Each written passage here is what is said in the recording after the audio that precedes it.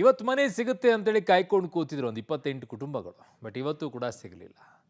ಅದೇನೋ ಒಂದಿಷ್ಟು ದಾಖಲೆಗಳ ಸಮಸ್ಯೆಗಳಾಗಿತ್ತಂತೆ, ಅವುಗಳದ್ದು ಏನೇನೋ ಕಥೆಗಳನ್ನು ಹೇಳಿದರು. ಬಟ್ ಇವತ್ತು ಕೂಡ ಮನೆಗಳ ಹಸ್ತಾಂತರ ಯಾವುದು ಕೂಡ ಆಗಲಿಲ್ಲ. ಯಾಕೆ ಈ ಪರಿಸ್ಥಿತಿ ಆಯಿತು? ಆಮೇಲೆ ಇನ್ನೊಂದಿಷ್ಟು ಅಚ್ಚರಿಯಾಗಿರುವಂಥ ಕೆಲವೊಂದಿಷ್ಟು ಮಾಹಿತಿಗಳು ಬರ್ತಾ ಇದೆ. ಒಂದು 76 ಕುಟುಂಬಗಳು ಕಳೆದ 6-7 ತಿಂಗಳಿಂದ ಅಷ್ಟೇ ಬಂದು ಅಲ್ಲಿ ಸೇರ್ಕೊಂಡಿದ್ರಂತೆ.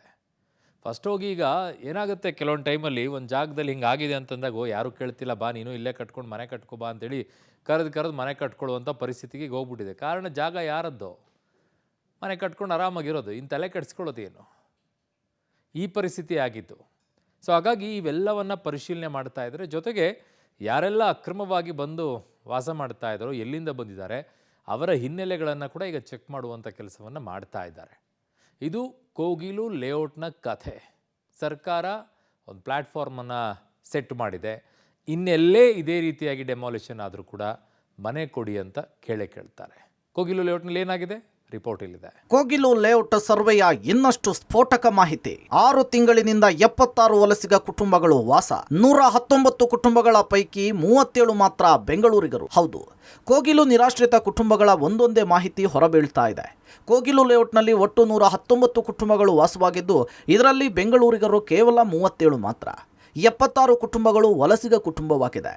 ಕೇವಲ 6 ತಿಂಗಳ ಹಿಂದಷ್ಟೇ ಬೆಂಗಳೂರಿಗೆ ಬಂದು ವಾಸವಾಗಿರೋದು ಗೊತ್ತಾಗಿದೆ.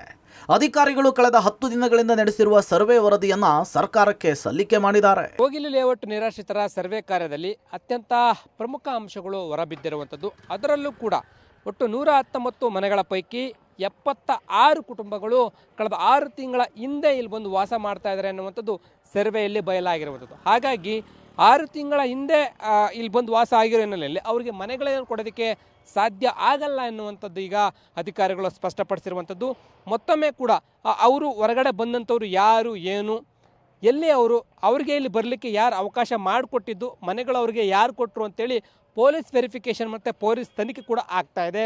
ಹಾಗಾಗಿ ನಿರಾಶ್ರಿತರನ್ನು ಯಾರು ಅಕ್ರಮವಾಗಿ ಬಂದಿದ್ದಾರೆ ಅವರನ್ನು ಕೂಡ ವಿಚಾರಣೆ ಮಾಡುವಂಥ ಕೆಲಸ ಪೊಲೀಸರು ಮಾಡ್ತಾ ಇದ್ದಾರೆ. ಕೋಗಿಲು ಲೇಔಟ್ನಲ್ಲಿ ಬಾಂಗ್ಲಾ ವಲಸಿಗರಿದ್ದಾರಾ? ಯಾವ ಭಾಷಿಗರು ಎಷ್ಟೆಷ್ಟು? ಸರ್ಕಾರಕ್ಕೆ ವರದಿ ಸಲ್ಲಿಕೆ. ಕೋಗಿಲು ಕ್ರಾಸ್ನಲ್ಲಿ ಬಾಂಗ್ಲಾದೇಶಿಗರಿದ್ದಾರೆ ಅಂತ ಹೇಳಿ ಬಿಜೆಪಿ ನಾಯಕರು ಕಾಂಗ್ರೆಸ್ ಅನ್ನ ಇಕ್ಕಟ್ಟಿಗೆ ಸಿಲುಕಿಸಿದ್ರು. ಇದೀಗ ಬಿಜೆಪಿ ಆರೋಪಕ್ಕೆ ರಾಜ್ಯ ಸರ್ಕಾರ ತಿರುಗೇಟು ಕೊಡೋದಕ್ಕೆ ರೆಡಿಯಾಗಿದೆ. ಇದೀಗ ಸರ್ವೆ ನಡೆಸಿ ಯಾವ ಭಾಷಿಗರು ಎಷ್ಟೆಷ್ಟಿದ್ದಾರೆ ಅಂತ ಹೇಳಿ ಲಿಸ್ಟ್ ಅನ್ನು ರೆಡಿ ಮಾಡಿ ಸರ್ಕಾರಕ್ಕೆ ಸಬ್ಮಿಟ್ ಮಾಡಲಾಗಿದೆ. ಕಂದಾಯ ಸಚಿವ ಕೃಷ್ಣ ಬೈರೇಗೌಡರ ಮೂಲಕ ವರದಿ ಸಲ್ಲಿಕೆಯಾಗಿದ್ದು, ಮರಾಠಿ, ತಮಿಳು, ಉರ್ದು, ಹಿಂದಿ ಸೇರಿದಂತೆ ಕನ್ನಡಿಗರು ವಾಸವಾಗಿರೋದ್ರ ಬಗ್ಗೆ ವರದಿಯಲ್ಲಿದೆ. ಫಕೀರ್ ಕಾಲೋನಿ ಮತ್ತು ವಸೀಂ ಲೇಔಟ್ನಲ್ಲಿ ಒಟ್ಟು 239 ಕುಟುಂಬಗಳು ವಾಸ ಮಾಡ್ತಿವೆ ಅಂತ ವರದಿಯಲ್ಲಿದೆ. ಯಾವ್ಯಾವ ಭಾಷಿಕ ಕುಟುಂಬಗಳು ಎಷ್ಟೆಷ್ಟಿವೆ ಅನ್ನೋದನ್ನ ತೋರಿಸ್ತೀವಿ ನೋಡಿ. ಯಾವ್ಯಾವ ಭಾಷಿಕರು ಎಷ್ಟು. ಕನ್ನಡ 108 ಕುಟುಂಬಗಳು, ಉರ್ದು 103 ಕುಟುಂಬಗಳು, ತಮಿಳು 13 ಕುಟುಂಬಗಳು, ಹಿಂದಿ 11 ಕುಟುಂಬಗಳು, ಮರಾಠಿ 3, ತೆಲುಗು 3 ಕುಟುಂಬಗಳು. ಕೋಗಿಲು ಅಕ್ರಮ ಒತ್ತುವರಿ ಜಾಗ ಏನಿದೆ, ಇಲ್ಲಿ ಬಾಂಗ್ಲಾದೇಶಿಗರಿದ್ದಾರೆ ಅನ್ನುವಂಥ ಗಂಭೀರವಾದಂಥ ಆರೋಪವನ್ನು ಬಿಜೆಪಿ ಮಾಡಿತ್ತು. ಆದರೆ ಈಗ ಅದಕ್ಕೆ ಸಮಜಾಯಿಷಿಯನ್ನು ಕೊಡುವಂಥ ಪ್ರಯತ್ನವನ್ನು ಕಾಂಗ್ರೆಸ್ ಮಾಡ್ತಾ ಇದೆ. ಕೃಷ್ಣ ಬೈರೇಗೌಡರು ಇಲ್ಲಿ ಯಾವೆಲ್ಲ ಭಾಷಿಕರಿದ್ದಾರೆ ಅನ್ನುವಂಥ ವರದಿಯನ್ನು ಸರ್ಕಾರಕ್ಕೆ ಸಲ್ಲಿಕೆ ಮಾಡುವಂಥ ಕೆಲಸವನ್ನು ಮಾಡಿದ್ದಾರೆ. ಪ್ರಮುಖವಾಗಿ ಇಲ್ಲಿ ಕನ್ನಡಿಗರ ಸಂಖ್ಯೆ ಹೆಚ್ಚಾಗಿದೆ. 108 ಕುಟುಂಬಗಳು ಕನ್ನಡಿಗರಿದ್ದಾರೆ, 103 ಮುಸ್ಲಿಂ ಅಂದರೆ ಉರ್ದು ಕಮ್ಯುನಿಟಿಗಳು ಅಂದರೆ ಉರ್ದು ಮಾತನಾಡುವಂಥ ಜನ ಇದ್ದಾರೆ, ಕುಟುಂಬಗಳಿದ್ದಾವೆ ಅನ್ನುವಂಥ ವರದಿಯನ್ನು ಕೊಟ್ಟಿದ್ದಾರೆ. ಜೊತೆಗೆ ಅದರಲ್ಲಿ ತಮಿಳು ಮಾತನಾಡುವಂಥ ಕುಟುಂಬಗಳು, ಹಾಗೆ ತೆಲುಗು ಮಾತನಾಡುವಂಥ ಕುಟುಂಬಗಳು, ಹಾಗೆ ಮರಾಠಿ ಮಾತನಾಡುವಂಥ ಕುಟುಂಬಗಳು ಕೂಡ ಇದ್ದಾವೆ. ಅದನ್ನು ಹೊರತುಪಡಿಸಿ ಬೇರೆ ಯಾರೂ ಕೂಡ ಇಲ್ಲ ಅನ್ನೋ ಥರದ ವರದಿಯನ್ನು ಸಲ್ಲಿಕೆ ಮಾಡಿ ಇಲ್ಲಿ ಬಾಂಗ್ಲಾದೇಶಿಗರು ಇಲ್ಲ ಅನ್ನುವಂಥದ್ದನ್ನು ಹೇಳೋದಕ್ಕೆ ಸರ್ಕಾರ ಈ ವರದಿಯಿಂದ ಹೊರಟಂತಿದೆ. ಸೂಕ್ತ ದಾಖಲಾತಿ ಇರುವ 28 ಮಂದಿಗೆ ಗೃಹ ಭಾಗ್ಯ. ಹೊರಗಿನವರಿಗೆ ನಾವು ಮನೆ ಕೊಡಲ್ಲ, 5 ವರ್ಷದಿಂದಿದ್ದವರಿಗಷ್ಟೇ ಮನೆ. ವಸತಿ ಸಚಿವ ಜಮೀರ್ ಅಹಮದ್ ಸ್ಪಷ್ಟನೆ. ಇವತ್ತೇ 26 ಅರ್ಹ ಕುಟುಂಬಗಳಿಗೆ ಮನೆಗಳನ್ನು ಕೊಡ್ತೇವೆ ಅಂತ ಹೇಳಿ ಸಚಿವ ಜಮೀರ್ ಅಹಮದ್ ಖಾನ್ ಹೇಳಿದ್ದಾರೆ. ವಲಸಿಗರಿಗೆ ಮನೆ ನೀಡಲ್ಲ. ಕೋಗಿಲು ಲೇಔಟ್ನಲ್ಲಿ 5 ವರ್ಷಕ್ಕಿಂತ ಹೆಚ್ಚು ವರ್ಷದಿಂದ ವಾಸ ಇದ್ದವರಿಗಷ್ಟೇ ಮನೆಗಳನ್ನು ನೀಡಲಾಗುತ್ತೆ ಅಂತ ಹೇಳಿ ವಸತಿ ಸಚಿವ ಜಮೀರ್ ಅಹಮದ್ ಖಾನ್ ಸ್ಪಷ್ಟನೆ ಕೊಟ್ಟಿದ್ದಾರೆ. ಯಾರು ಅರ್ಹರಿದ್ದಾರೆ ಅನ್ನೋದನ್ನ ಪರಿಶೀಲನೆ ನಡೆಸಿದ್ದಾರೆ. ಪರಿಶೀಲನೆ ಇನ್ನೂ ಕೂಡ ನಡೆದಿದೆ. ಪರಿಶೀಲನೆ ಮುಗಿದ ನಂತರ ನಾವು ಮೊದಲನೇ ಪಟ್ಟಿ ಪೂರ್ತಿ ಪರಿಶೀಲನೆ ಮಾಡೋದಕ್ಕೆ ಸಮಯ ಆಗುತ್ತೆ.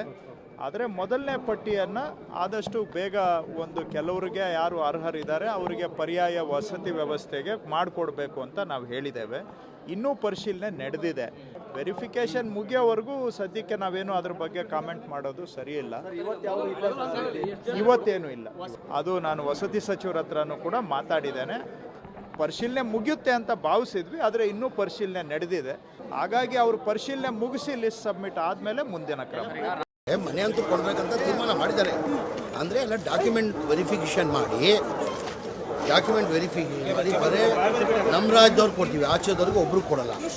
ಇಲ್ಲ ಗೊತ್ತಿಲ್ಲ, ಇವತ್ತಂತ ಇವತ್ತಿದ್ದಂಗಿಲ್ಲ. ನಾವು ರೆಡಿಯಾಗಿದ್ದೀವಿ. ಕೋಗಿಲು ಲೇಔಟ್ನಲ್ಲಿ ಎಲ್ಲರಿಗೂ ಕೂಡ ಮನೆ ಕೊಡಲ್ಲ, ಆದರೆ 26 ಜನರಿಗೆ ಮನೆಯನ್ನ ಕೊಡ್ತೀವಿ. ಅದರಲ್ಲೂ 5 ವರ್ಷಕ್ಕಿಂತ ಹೆಚ್ಚು ಇಲ್ಲೇ ಇದ್ದಂಥವ್ರು ಮತ್ತು ಸ್ಥಳೀಯರಾಗಿರುವಂಥವರಿಗೆ ಮಾತ್ರ ಮನೆ ಕೊಡಲಿಕ್ಕೆ ಅವಕಾಶ ಇದೆ. ಆ ರೀತಿ ವೆರಿಫೈ ಮಾಡಿದಾಗ ಸುಮಾರು 26 ಜನ ಅರ್ಹರಿದ್ದಾರೆ, ಅವರಿಗೆ ನಾವು ಮನೆ ಕೊಡ್ತೀವಿ ಅನ್ನುವಂಥದ್ದು ವಸತಿ ಸಚಿವ ಜಮೀರ್ ಅಹಮದ್ ಅವರ ಮಾತು. ಕೋಗಿಲು ಲೇಔಟ್ನಲ್ಲಿ ವಲಸಿಗರಿಗೆ ಆಶ್ರಯ, ಧನದಾಹಕ್ಕೆ ಬಿದ್ದು ವಲಸಿಗರಿಗೆ ಆಶ್ರಯ ಕೊಟ್ಟಿದ್ದೇಗೆ. ಪಬ್ಲಿಕ್ ಟಿವಿಯಲ್ಲಿ ಮತ್ತೊಂದು ಸೂಪರ್ ಎಕ್ಸ್ಕ್ಲೂಸಿವ್. ಇನ್ನು ಕೋಗಿಲು ಲೇಔಟ್ನಲ್ಲಿ ಅಕ್ರಮವಾಗಿ ವಾಸ ಇದ್ದವರನ್ನ ಯಲಹಂಕ ಪೊಲೀಸರು ವಿಚಾರಣೆ ಮಾಡ್ತಿದ್ದಾರೆ. ಈಗಾಗಲೇ ದುಡ್ಡನ್ನು ಪಡೆದು ಮನೆ ಕೊಟ್ಟಿದ್ದಾರೆ ಅಂತೇಳಿ ವಸೀಂ ಮತ್ತು ವಿಜಯ್ ಬಂಧನವಾಗಿದೆ. ಇವರಿಗೆ ಎಷ್ಟು ದುಡ್ಡು ಕೊಟ್ಟಿದ್ರಿ, ಯಾವಾಗ ಕೊಟ್ಟಿದ್ರಿ, ನೀವು ಎಲ್ಲಿಂದ ಬಂದಿರೋದು ಅಂಥೇಳಿ ಅಕ್ರಮವಾಗಿ ವಾಸ ಇದ್ದಂತಹ ನಿವಾಸಿಗಳನ್ನು ಕೂಡ ಪೊಲೀಸರು ವಿಚಾರಣೆಗೊಳಪಡಿಸಿದ್ದಾರೆ. 4ನೇ ತಾರೀಕು ನಮ್ಮ ಪೊಲೀಸ್ ಸ್ಟೇಷನಲ್ಲಿ ಕಂಪ್ಲೇಂಟ್ ಕೊಟ್ಟಿದ್ದಾರೆ. ಅದು FIR ಮಾಡಿ ಆ ಲ್ಯಾಂಡ್ ಗ್ರ್ಯಾಬಿಂಗ್ ಮಾಡಿ ಜನರಿಗೆ ಯಾರು ಮೋಸ ಮಾಡ್ತಾರೆ, ಯಾರ ಮೇಲೆ ಕಂಪ್ಲೇಂಟ್ ಕೊಟ್ಟಿದ್ದಾರೆ ಅವರಿಬ್ಬರನ್ನು ನಾವು ಅರೆಸ್ಟ್ ಮಾಡಿದ್ದೀವಿ. ಅರೆಸ್ಟ್ ಮಾಡಿದ ನಂತರ ಈಗ ನಾವು ಮಾನ್ಯ ನ್ಯಾಯಾಲಯಕ್ಕೆ ಪ್ರೊಡ್ಯೂಸ್ ಮಾಡಿ ಮೇಲೆ ಪೊಲೀಸ್ ಕಸ್ಟಡಿ ತೊಗೊಂಡು ಇನ್ವೆಸ್ಟಿಗೇಷನ್ ಮಾಡ್ತಾ ಇದ್ದೀವಿ. ಏನು ಯಾರಿಗೆ ಇವರಿಬ್ಬರಿಗೆ ಎಷ್ಟು ಜನರಿಗೆ ಇವರು ಮೋಸ ಮಾಡಿದ್ದಾರೆ, ಎಷ್ಟು ಜನರ ಕಡೆ ದುಡ್ಡು ತೊಗೊಂಡಿದ್ದಾರೆ, ಕೆಲವರಿಗೆ ಏನೋ ಡಾಕ್ಯುಮೆಂಟ್ ಕೊಟ್ಟಿದ್ದಾರೆ ಅಂತ ಏನೂ ಒಂದು ಸುದ್ದಿ ಇತ್ತು. ಸೊ ಎಲ್ಲ ರೀತಿಯಲ್ಲಿ ಇನ್ವೆಸ್ಟಿಗೇಷನ್ ನಡೀತಾ ಇದೆ. ಸೊ ಎಷ್ಟು ಜನಕ್ಕೆ ಇವರು ನಾವು ಮಾಡಿಸಿಕೊಡ್ತೀವಂತ, ಎಷ್ಟು ಜನರ ಕಡೆ ದುಡ್ಡು ತೊಗೊಂಡಿದ್ದಾರೆ, ಎಷ್ಟು ಜನಕ್ಕೆ ಮೋಸ ಮಾಡಿದ್ದಾರೆ ಸಂಪೂರ್ಣವಾಗಿ ನಾವು ಈಗ ಎಂಕ್ವೈರಿ ಮಾಡ್ತಾ ಇದ್ದೀವಿ. ಇವರು ಈಗ ನಾವು ಪೊಲೀಸ್ ಕಸ್ಟಡಿ ತೊಗೊಂಡು ಅವರನ್ನು ಕೇಳಿ ಇವ್ರ ಜೊತೆಯಲ್ಲಿ ಬೇರೆಯವ್ರನ್ನೂ ಇನ್ವಾಲ್ವ್ ಆಗಿದ್ದಾರೆ, ಇವರಿಬ್ಬರೇ ಇದ್ದಾರೆ, ಯಾರ್ಯಾರು ಇನ್ವಾಲ್ವ್ ಆಗಿದ್ದಾರೆ ಇದರಲ್ಲಿ ಅಂತ ಸ್ವಲ್ಪ ಡೀಟೇಲ್ ಆಗಿ ಇನ್ವೆಸ್ಟಿಗೇಷನ್ ಮಾಡ್ತಾ ಇದ್ದೀವಿ. ಹಣ ಕೊಟ್ಟವರೇ ಬಾಯ್ಬಿಟ್ಟಿದ್ದಾರೆ, ಅಸಲಿ ಸತ್ಯ. ಪಬ್ಲಿಕ್ ಟಿವಿಯಲ್ಲಿ ಹಣ ಕೊಟ್ಟು ಆಶ್ರಯ ಪಡೆದವರ ಕಥೆ. ಯಲಹಂಕ ಠಾಣೆಯಲ್ಲಿ ಪೊಲೀಸರು ನಿರಾಶ್ರಿತರನ್ನ ಕೂರಿಸಿ ವಿಚಾರಣೆ ಮಾಡಿದ್ದಾರೆ. ವಿಚಾರಣೆಯ ವೇಳೆ A1 ವಿಜಯ್ಗೆ ಹಣ ಕೊಟ್ಟ ಸತ್ಯ ಗೊತ್ತಾಗಿದೆ. ಹಣ ಕೊಟ್ಟು ಆಶ್ರಯವನ್ನು ಪಡೆದುಕೊಂಡಿರೋ ಬಗ್ಗೆ ನಿವಾಸಿಗಳೇ ಪಬ್ಲಿಕ್ ಟಿವಿಯ ಎದುರು ಸತ್ಯ ಬಾಯ್ಬಿಟ್ಟಿದ್ದಾರೆ. A1 ವಿಜಯ್ಗೆ ದುಡ್ಡು ಕೊಟ್ಟಿದ್ದು ನಿಜ, ನಮಗೆ ಕರೆಂಟ್ ಇರಲಿಲ್ಲ, ಕರೆಂಟ್ಗಾಗಿ ದುಡ್ಡು ಕೊಟ್ವಿ, ತಿಂಗಳಿಗೆ ಇಂತಿಷ್ಟು ಅಂಥೇಳಿ ಯಾರೋ ಬಂದು ಪಡಿತಾ ಇದ್ರು. ಎಲ್ಲ ಮಾಹಿತಿಯನ್ನು ಕೂಡ ಪೊಲೀಸರಿಗೆ ಕೊಟ್ಟಿದ್ದೇವೆ ಅಂಥೇಳಿ ನಿವಾಸಿ ಶ್ರೀನಾಥ್ ಹೇಳಿದ್ದಾರೆ. ನಮ್ಮ ಜೊತೆಗೆ ಈಗ ವಿಚಾರಣೆಗೆ ಹೋಗಿ ಬಂದಂಥ ನಿವಾಸಿ ಇದ್ದಾರೆ, ಅವ್ರನ್ನ ಮಾತಾಡ್ತೀನಿ. ಸರ್, ನಿಮ್ಮ ಹೆಸರೇನು ಸರ್? ಸರ್, ಶ್ರೀನಾಥ್ ಬಾಬು ಅಂತೇಳಿ ನನ್ನ ಹೆಸರು. ಹೇಳಿ ಸರ್, ಏನೆಲ್ಲ ಮಾಹಿತಿ ಕೇಳಿದ್ರು? ಸರ್, ಕೇಳಿದ್ರು ಯಾವ ದುಡ್ಡು ಕೊಟ್ಟಿದ್ದು ನಿಜಾನ, ಇಲ್ಲಿ ಯಾರು ನಿಮ್ಗೆ ಗುಡ್ಸ್ಲಾಕ್ಸಿದ್ದು ಎಲ್ಲ ಕೇಳಿದ್ರು. ಅವ್ರು ಹೇಳಿದ ಕ್ವಶನ್ಗೆಲ್ಲ ನಾವು ಆನ್ಸರ್ ಮಾಡಿದ್ದೀವಿ. ಮತ್ತು ಇವತ್ತು ನಾಳೆ ನಾವು ಯಾವಾಗ ಕರೆದ್ರೆ ಅವಾಗ ಬರಬೇಕಪ್ಪ ಅಂದರು. ಆಯ್ತು ಸರ್, ಬರ್ತೀವಿ ಅಂತ ಹೇಳ್ಬಿಟ್ಟು ಬಂದ್ವಿ ಸರ್. ಎಷ್ಟು ಜನ ಕರೆದಿದ್ರು ಸರ್ ವಿಚಾರಣೆ? ಸರ್, ನನಗೆ ಗೊತ್ತಂಗೆ ಒಂದು 10 ಜನ ಕರೆದಿದ್ರು ಸರ್. ಹಾಂ, ನೆನ್ನೆ. ಪ್ರಮುಖವಾಗಿ ಏನೆಲ್ಲ ಮಾಹಿತಿ ಸರ್? ಅದೇ ನಿಮಗೆ ಕರ್ಕೊಂಡು ಬಂದಿದ್ದು, ನಿಮ್ಮ ಊರು ಯಾವುದು, ನೀವು ಎಲ್ಲಿಂದವರು, ಎಲ್ಲಿಂದ ಬಂದು ಎಷ್ಟು ವರ್ಷ ಆಯಿತು, ನಿಮಗೆ ಇಲ್ಲಿ ಗುಡ್ಸ್ಲಾಕೋದಕ್ಕೆ ಯಾರು ಪರ್ಮಿಷನ್ ಕೊಟ್ಟಿದ್ದು, ದುಡ್ಡು ಯಾರಿಗಾರು ಕೊಟ್ಟಿದ್ರಾ ಇಲ್ವಾ ಅಂತೇಳಿ ಕೇಳಿದ್ರು. ಹಾಂ, ಕರೆಂಟ್ ಯಾರು ಕೊಟ್ಟರು ಅಂತೆಲ್ಲ ಕೇಳಿದ್ರು. ಏನು ಹೇಳಿದ್ರು ಸರ್? ಅಂದರೆ ಇದ್ದಂಗೆ ಹೇಳಿದೆ, ನಮ್ಮದು ಇಂಥ ಊರು. ನಾನು ಈಗ ನನ್ನ ಮಾಹಿತಿ ಇಲ್ಲಿ ಟ್ರ್ಯಾಕ್ಟರ್ ಓಡಿಸ್ತಾ ಇದ್ದೆ, ಇಲ್ಲಿ ಗುಡಿಸ್ಲಾಕೊಂಡೆ ನಾನು ಹೇಳಿದೆ. ಬೇರೆಯವರು ಅವ್ರವ್ರ ಮಾಹಿತಿ ಅವ್ರು ಹೇಳಿದ್ರು. ಅವರು ಇಲ್ಲಿ ಯಾರೋ ಕೊಟ್ಟಿರೋ ಅವ್ರ ಹೆಸರು ಹೇಳಿದ್ರು, ಯಾರ ಹೆಸರು ಹೇಳಿದ್ರು ಅಂತ ಸಪ್ರೇಟ್ ಕೇಳಿದ್ರು. ಎಲ್ಲರನ್ನೂ ಒಂದೇ ಜಾಗದಲ್ಲಿ ಕೇಳಿಲ್ಲ. ಅವ್ರವ್ರ ಮಾಹಿತಿ ಅವ್ರು ಕೊಟ್ಟವ್ರೆ. ನನ್ನ ಮಾಹಿತಿ ನಾನು ಇಲ್ಲಿ ಬಂಡಿಯಲ್ಲಿ ಕೆಲಸ ಮಾಡ್ತಾ ಇದ್ದೆ, ಇಲ್ಲಿದ್ದೆ, ಇಲ್ಲಿ ಹಾಕ್ಕೊಂಡೆ ಅಂತ ನಾನು ಹೇಳಿದೆ. ಹೌದು ಸರ್. ಈಗ ನೀವು ಕೊಟ್ಟಿದ್ದೀರಾ ಸರ್ ಯಾರಿಗಾದ್ರು ದುಡ್ಡು? ಸರ್, ನಾನು ಅದೇ ಸಣ್ಣ ಪುಟ್ಟ ಅಮೌಂಟು ಕೊಟ್ಟಿದ್ದೆ. ಯಾಕಂದರೆ ಇಲ್ಲಿ ಇದು ಶೀಟ್ ಹಾಕೋದಕ್ಕೆ ನನ್ನ ಹತ್ರ ಯಾರೋ ಶೀಟ್ ಈಸ್ಕೊಡ್ತೀವಿ ಅಂತ ಹೇಳಿದರು. ಅದಕ್ಕೆ ನಾನು ಕೊಟ್ಟಿದ್ದೆ. ಯಾರು ಅಂತ? ಜಾಗಕ್ಕೆ ನಾನು ಕೊಟ್ಟಿರಲಿಲ್ಲ, ಶೀಟ್ಗೆ ತಗೊಳ್ಳೋದು ಕೊಟ್ಟಿದ್ದೆ. ಯಾರು? ಈಗ ಇಬ್ಬರನ್ನ ಅರೆಸ್ಟ್ ಮಾಡಿದ್ದಾರೆ, ಅವರೇನಾ ಅಥವಾ ಬೇರೆಯವರ? ಈಗ ವಿಜಯ್ ಅವರೇ ಕೇಳಿದ್ರು ನನಗೆ, ಶೀಟ್ ಇಂಥ ಜಾಗದಲ್ಲಿದೆ ತಗೊಳ್ಳಿ ಅಂತ ಸೆಕೆಂಡ್ ಹ್ಯಾಂಡ್ನಲ್ಲಿ. ಆಯ್ತು ತಗೊಳ್ಳಿ ಅಂದಿದ್ದಕ್ಕೆ ಅವ್ರ ಕೈಗೆ ಶೀಟ್ ಕೊಟ್ಟಿದ್ದೆ ನಾನು ದುಡ್ಡು. ಇದು ಸಂಪರ್ಕ, ಈಗ ಕರೆಂಟ್ ಹೆಂಗೆ ಬಂತು ಅನ್ನೋದು ಪ್ರಶ್ನೆ. ಅದಕ್ಕೆ ಹೆಂಗೆ ಇದು ಮಾಡಿದ್ರು ಸರ್? ಅದೆಲ್ಲ ಅವ್ರದ್ದೇ ಇನ್ಚಾರ್ಜ್. ವಿದ್ಯುತ್ ಬಗ್ಗೆ ನಮ್ಗೆ ಗೊತ್ತಿಲ್ಲ. ನಮ್ಗೆ ಕರೆಂಟ್ ಬರೋದು ಬಂತು ಅಷ್ಟೇ. ಯಾರನ್ನ ಮಾತಾಡಿದ್ರು ಏನೋ ಅಂತ ಯಾರೋ ಅಪ್ಪ ಅಣ್ಣನ ಯಾರೋ ಇದ್ರು, ಅವ್ರಿಗೆ ಮಾತಾಡಿ ಅದು ಕೊಟ್ಟಿದ್ದು. ಮೀಟ್ರು ಎಂಥದ್ದು ಇರಲಿಲ್ಲ. ಮೀಟ್ರ್ ಇತ್ತು, ಕೆಲವು ಮನೆಗಳಿತ್ತು, ಕೆಲವು ಮನೆಗಿಲ್ಲ. ಮೀಟ್ರ್ ಕೊಟ್ಟಿದ್ರು. ಇರೋದ್ರಲ್ಲಿ KB ಅವರು ಮಾಡ್ತಿದ್ರು.